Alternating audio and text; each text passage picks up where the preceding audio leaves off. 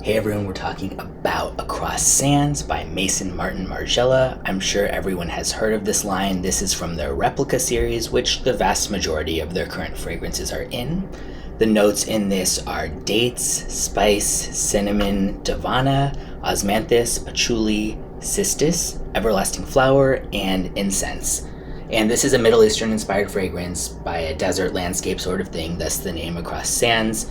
It is now discontinued, I'll tell you that right off the bat, but I will put a link in the description where you can still buy a sample of it, including up to pretty sizable decants, I think 10 milliliters or more. So I knew going into this probably was not going to be my type of fragrance. I don't like oud, I don't really like dried fruit notes and some of the other kind of stuff in here, but this does smell very high quality. The oud is certainly present, it's noticeable, but it's not animalic, it's not the barnyard type of oud, but it's also not the type of oud where you might be, oh, I had no idea there was oud in this, wow, and that has happened to me a few times, so it reminds me to keep an open mind about oud, but this one is too much for me to like it, but I do think it's very high quality, and it's a really well blended mix of having a really strong scent profile but not being overboard in terms of intensity. So it's just like this really kind of royal, spices are really nice here. They're not it's not peppery at all. It's just more like a cinnamon type of spice and kind of some things to support that, a little bit smoky.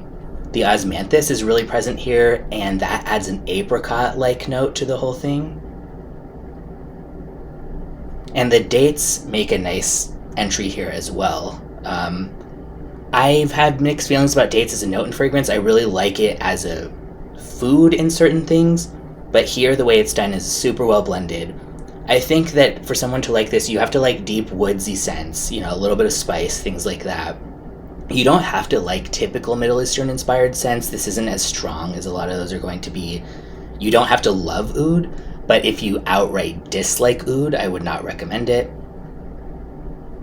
But if you're looking for a warm scent that's very woodsy and rich and spice, this would be a good option. And I think it's not the worst thing in the world in terms of it being discontinued and your inability to get access to a full bottle. There are still some on eBay, of course, and stuff like that, but you wouldn't necessarily wear this that often. I don't think it could be used for special occasions. So if you got, say, a 10 milliliter, I think this would last you quite a while.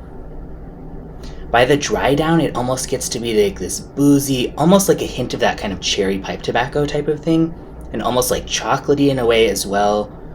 So that keeps the richness that started in the beginning, but transforms it in a different way. So this is definitely not linear. And I think the type of person who's going to like the beginning is also going to like the dry down. So that's always a good fit when that happens.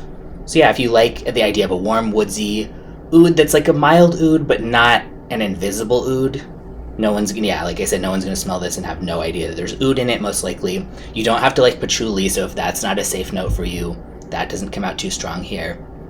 But yeah, I would recommend it, trying a sample if you think it sounds good to you, and rock it in cold weather.